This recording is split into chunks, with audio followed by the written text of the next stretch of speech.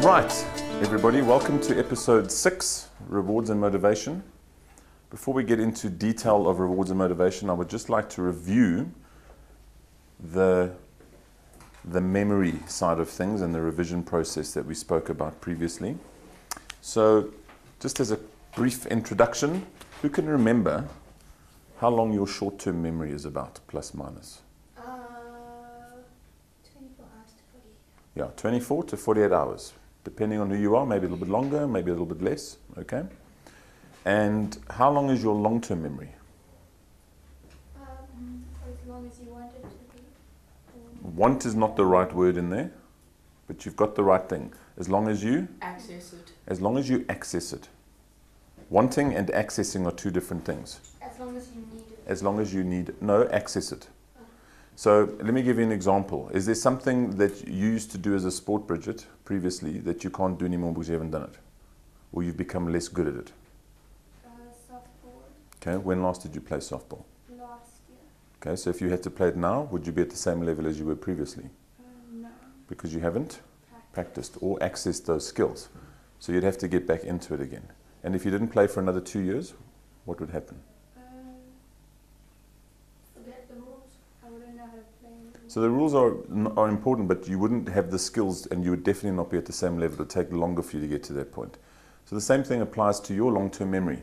If you would like to remember something, and especially schoolwork or a telephone number, make sure that you access it. The gap between when you access it can get longer and longer, but you still need to access it. And that is the premise of the revision cycle. Okay? So, what is the revision cycle basically suggesting or requiring you to do? Any ideas? Do you remember this? Yeah? Every day when you get home, you revise and write notes on what you did that day. So every day we do that.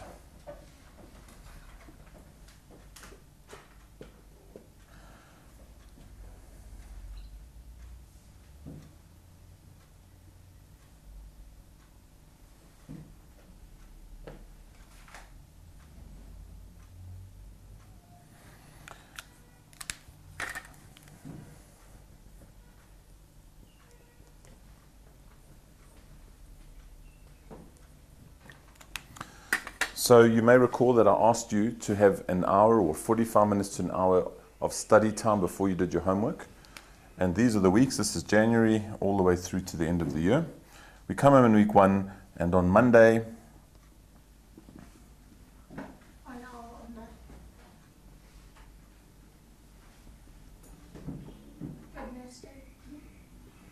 so on Monday, we read through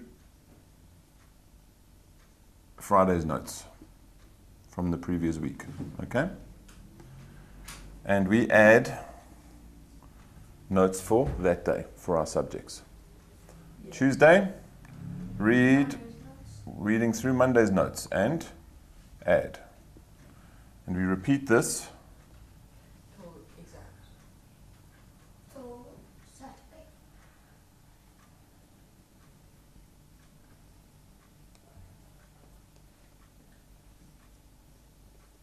And then Saturday we do the whole week.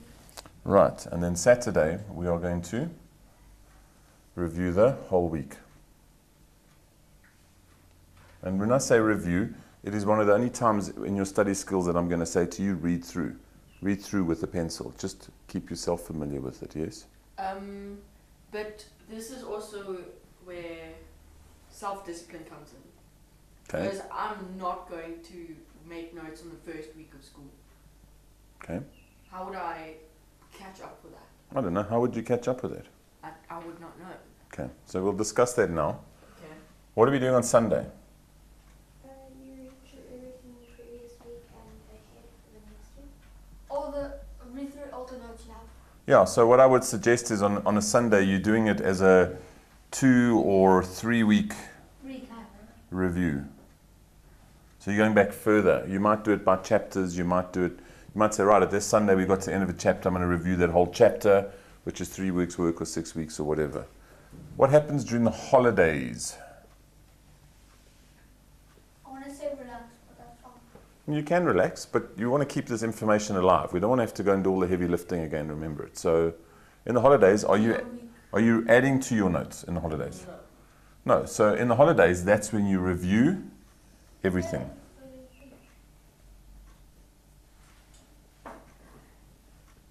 In the holidays, you review everything that you've done in that term. And if you're reviewing in the August holidays, you're going to review everything till the beginning of the year. Okay. All right. So Mr. Aiden here says that he's not going to do notes in the first week. All right? Well, not going. I'm not going to have the discipline to actually. I'll do it later. Okay. So there's a couple of things here. Some people, when they finished on a Friday, they don't want to do that. They want to go home and do their homework and stuff like that. It's the weekend, it's the start, we're relaxed for the, But by the time we get into Saturday afternoon, you're feeling, I better get ready for school next week. So what are we going to do in that situation? Saturday afternoon, that's when it dawns on you that school's in 2 days. Okay, so what happens? So does it mean that you have to do it on a Friday?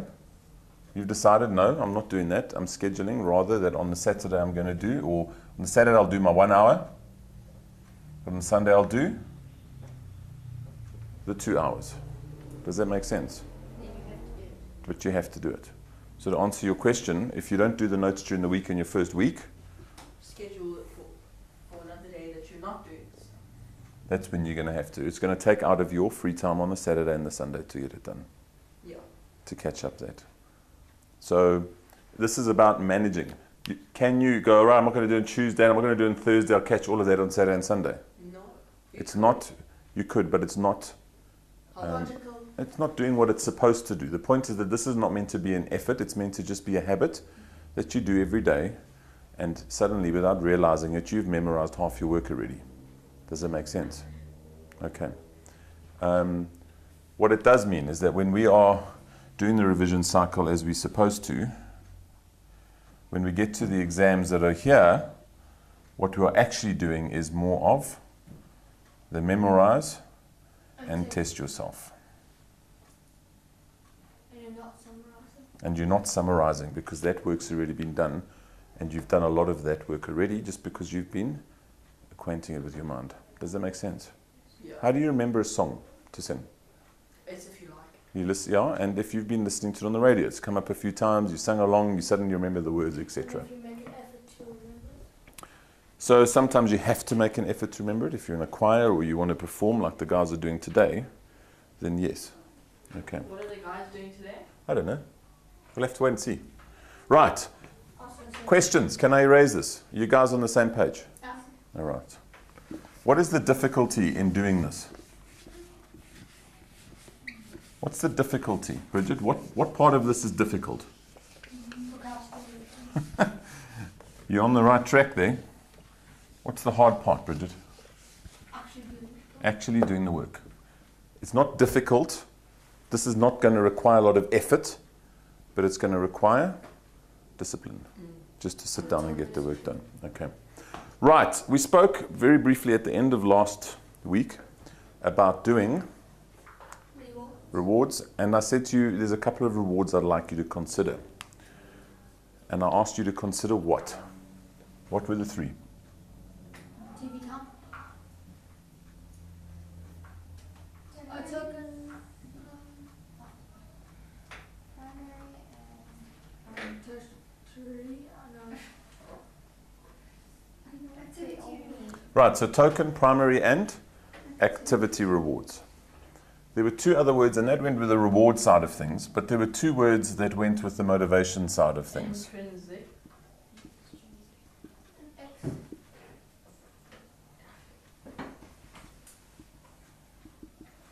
Seems that you remember those, if you've remembered nothing else from your first study skills. Right. Yeah. What is intrinsic motivation?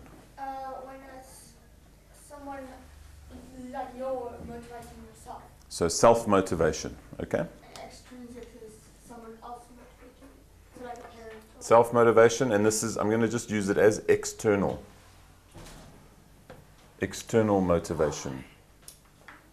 So, external motivation can be from people, but it can also be from things.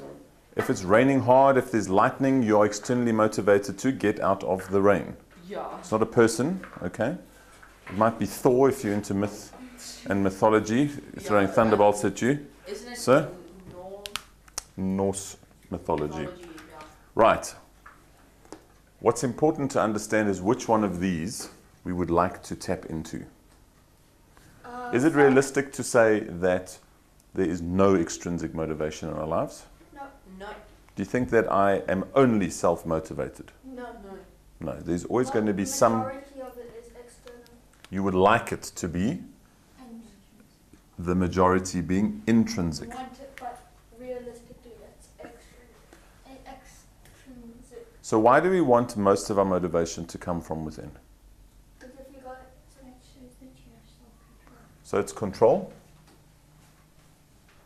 Again, it comes down to control. And you have initiative, So, Yeah. work ethic. so if you go into university, they don't tell you do this, do this. Yeah, it's You don't have your parents to tell you to do your homework.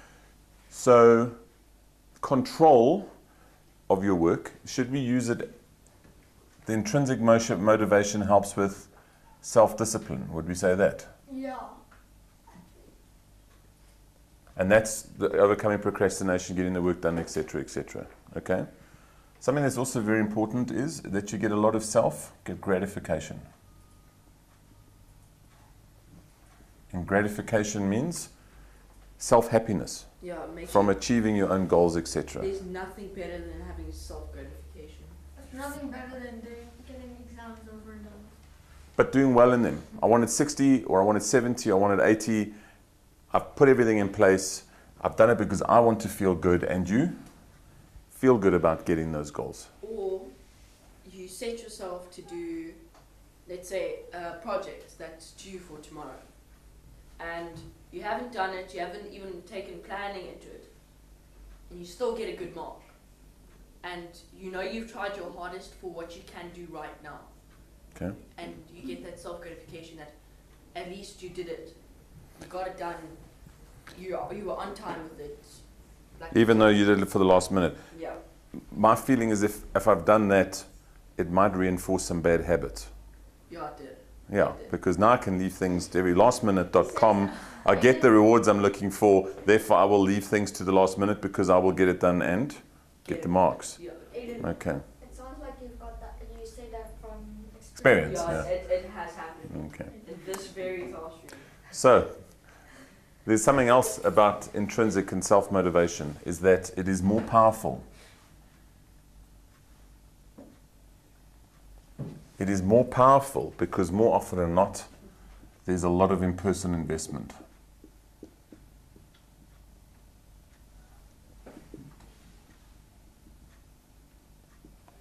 And if there's more personal investment and it's more powerful, it means you're more likely to enjoy.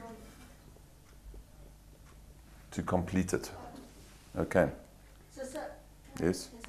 So I've noticed whenever I want to do something, Yes. that even though my mom and dad will tell me to, when I want to do it, I'll do it. But when my mom and dad tell me to do it, I kind of like, why do I have to do it? So I want to do it is called intrinsic motivation.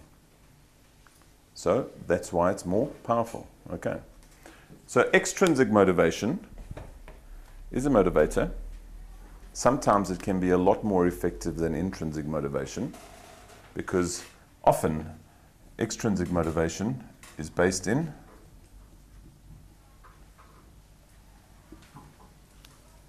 Fear. fear. Fear that your parents will clap you. No, fear that you're not going to get your pocket money and you can't buy the new game that's coming out.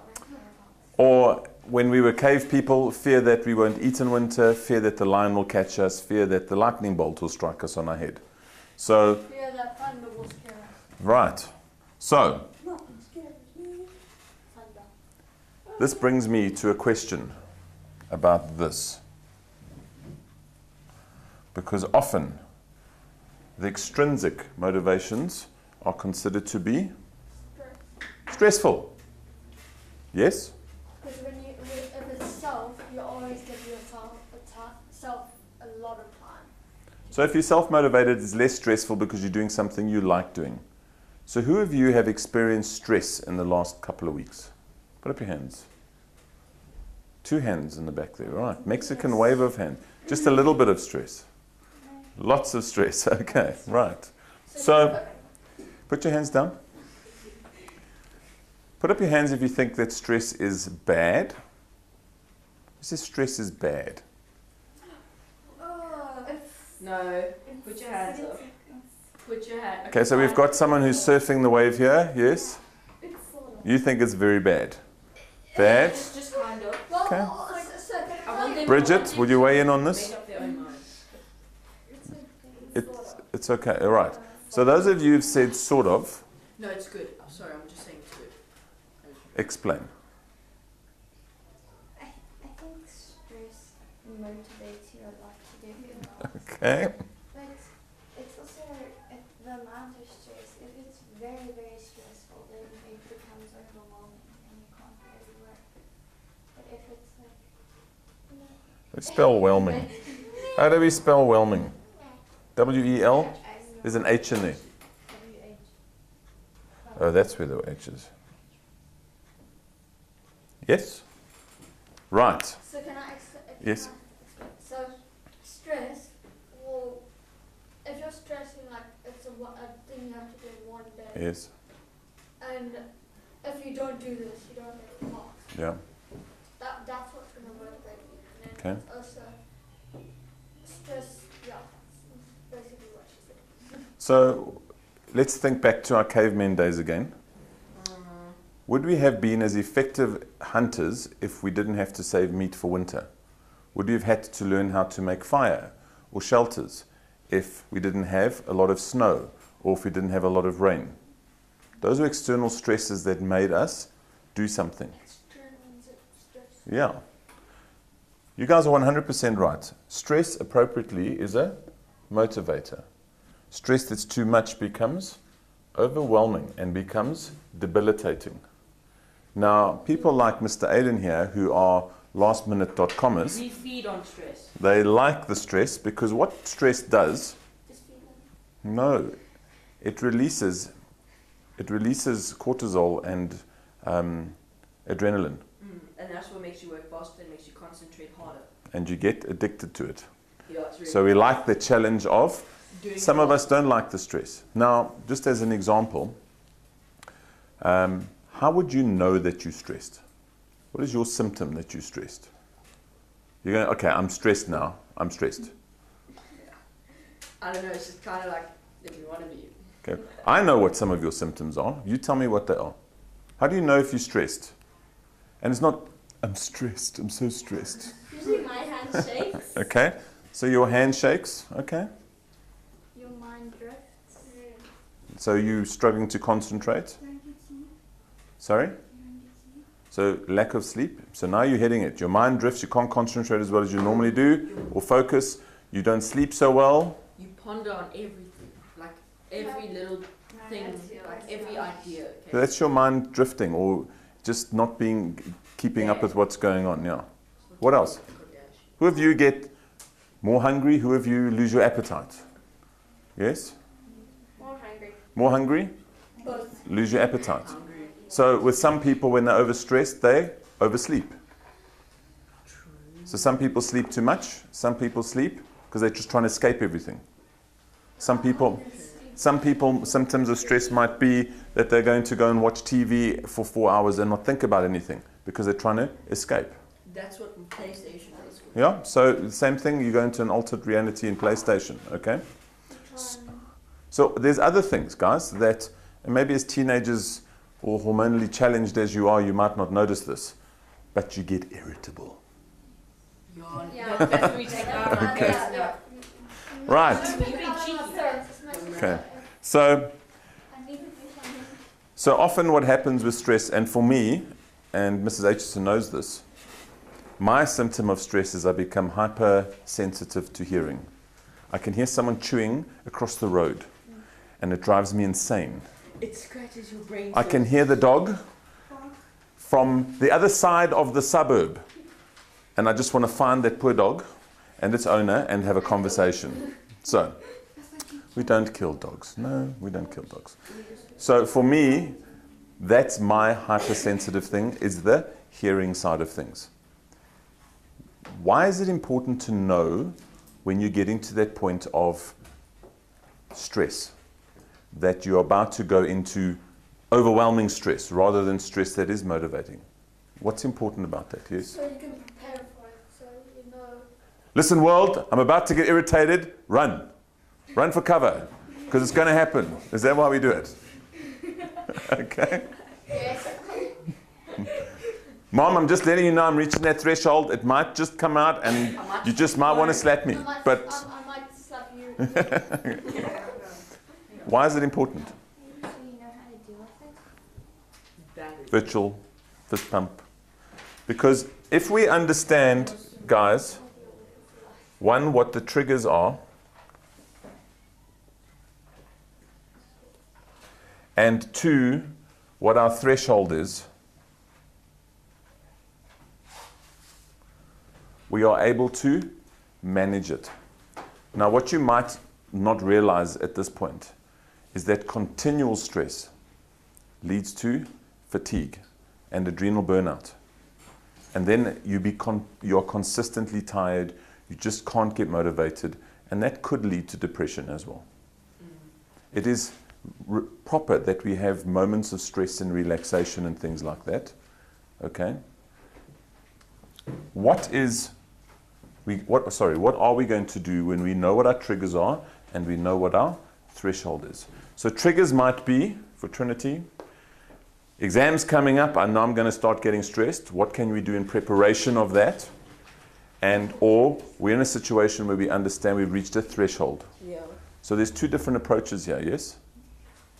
Shante, what are you going to do when you know what the triggers? You know there's a moment coming up that is going to be stressful. I have got to go on holiday with my family again. And my parents are going to force me to play board games And go to the again. beach. Okay. So that would stress me, going on holiday with my family, right? So it's fine. What are your triggers? What gets you going and stressed? A lot of projects in a week. Okay. And exams.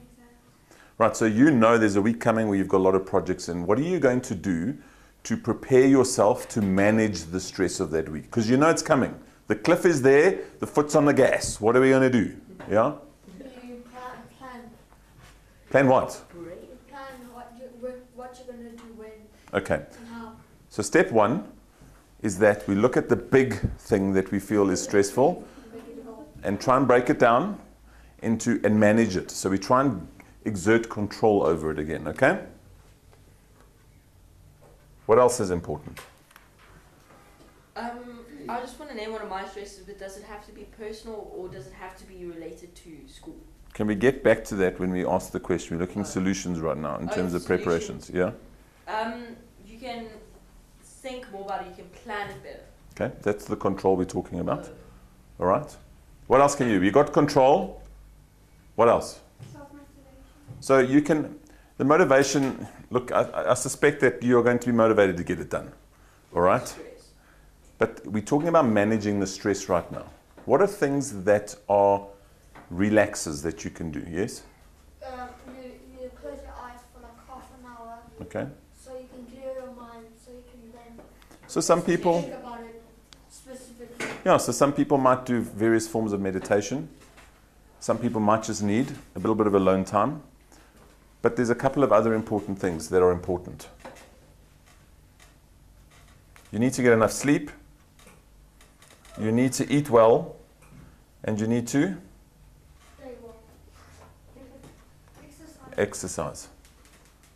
Exercise is very important in allowing your body to deal with stress and break down the negative effects on your body.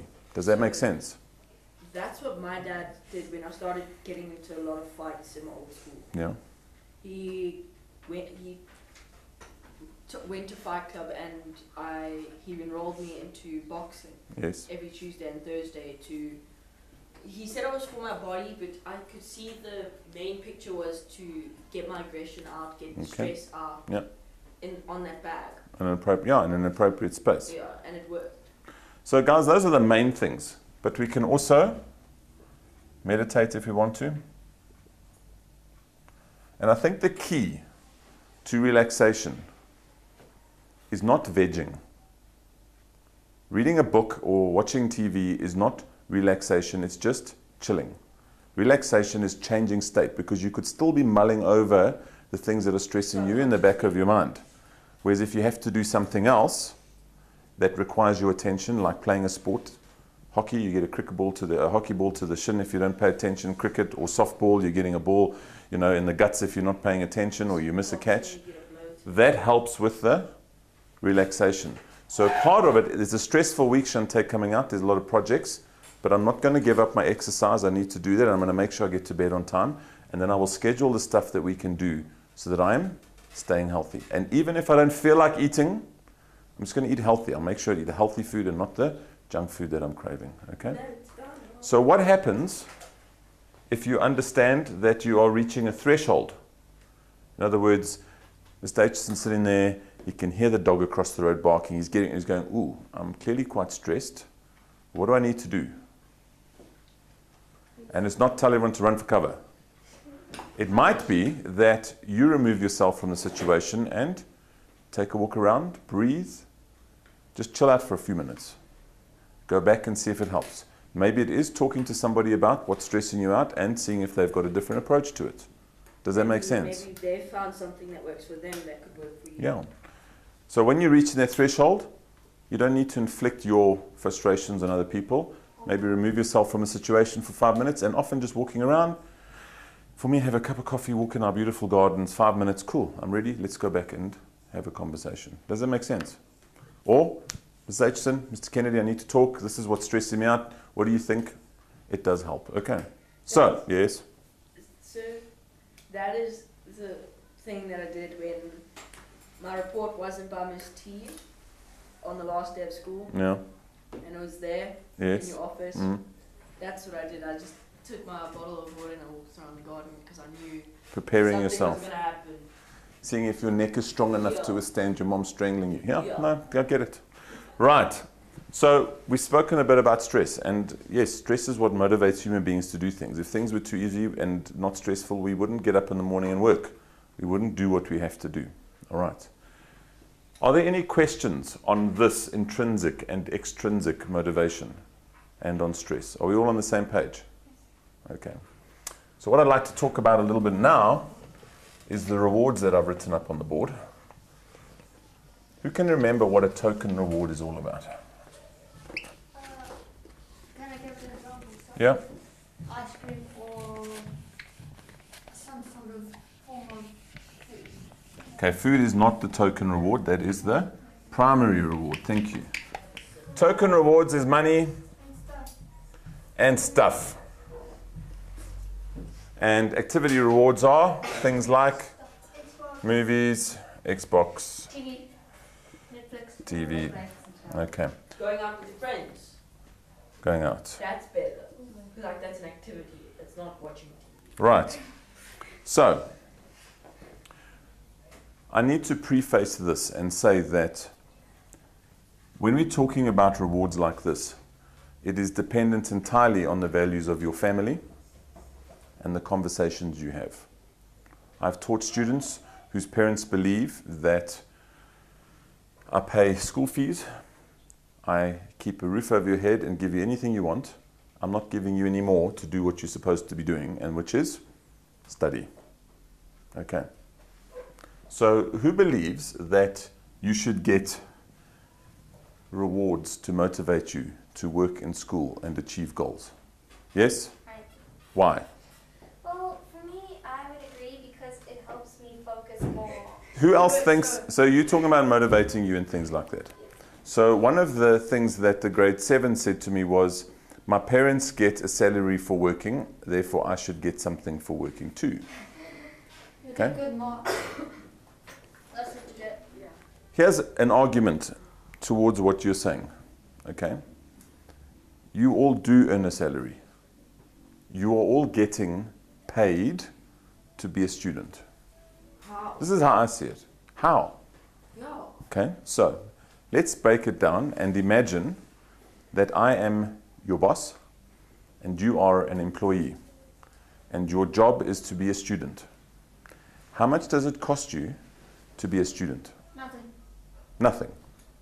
So the school fees your parents pay, the clothes that they buy for you, the food they buy, the roof over your head, the stationery.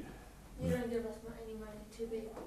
No, the point is that what I'm saying is, imagine you're an employee and I'm paying you to be a student. What do you need to be the student?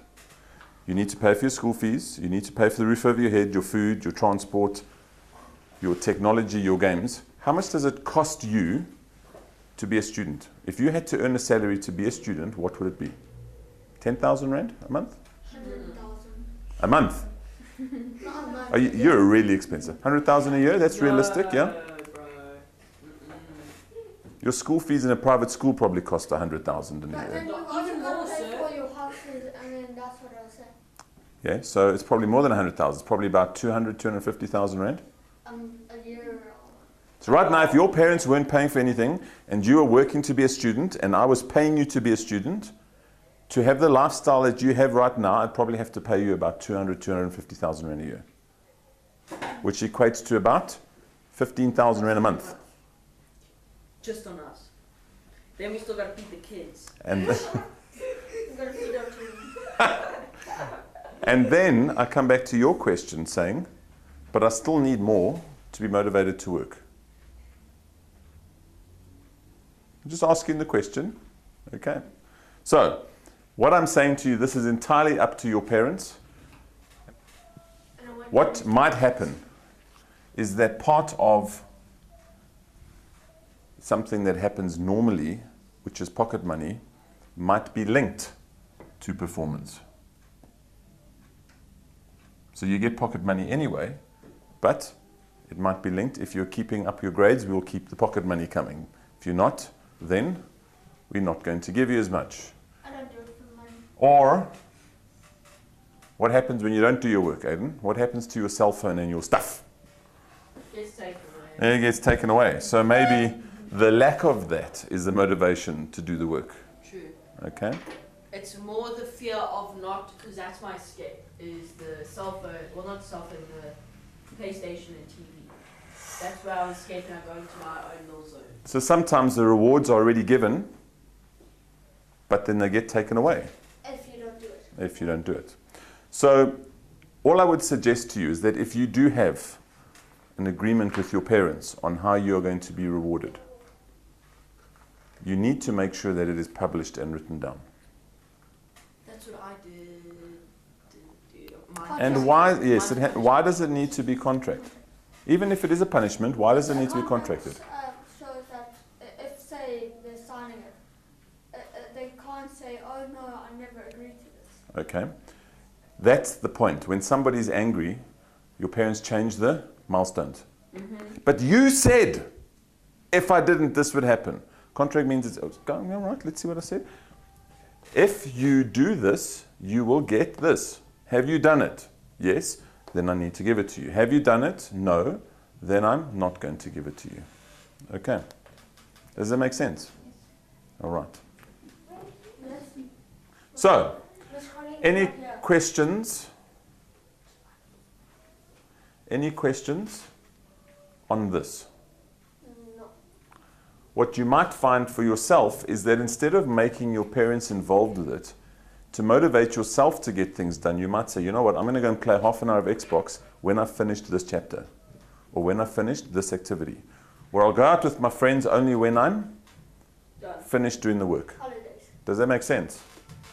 Or I will go only get out of my chair and go and get the drink or the snack I wanted when I'm finished the work that I put in front of me. Basically, let's say I set a goal that I'm going to get 75% on my test. Yes. And the reward is, it's an activity award. So I get 75 on the test, I receive the mark. So then I'm like, okay, now what's my reward? Okay, let's go out to celebrate with my friends Yes. that I got a good mark. Okay. Would that be, because it's also giving you some motivation to do it again. Yeah, so that would be one of them. That's the big picture motivation. Yeah. But you also need to motivate yourself. Remember about procrastination. That happens on a daily basis. Yeah. So how do we use motivation and rewards to keep us motivated to do the work on a daily basis? You really want to go and watch that series that on Netflix, and there's a new episode that's come out. But before I do that, let me finish my work. The reward is going to watch that series, that episode. Does it make sense? I really want to call my friend and catch up with them, but let me finish my work, and then I will do that. You're creating rewards and boundaries for yourself too. Because what happens if you're sitting working, the 5-year-old goes and says, phone your friend. You're not finished the work. You phone your friend and then you are procrastinating. Or as you sit down and start working, you go, a nice cold glass of water would be good. You get up and you get going. Have you started working? Or McFlurry. So all I'm suggesting is that on a bigger level, you might use the rewards to motivate yourself to achieve bigger goals. Or to procrastinate. But on a daily basis, you can use this to stop yourself procrastinating. Okay. And this is us ending episode 6.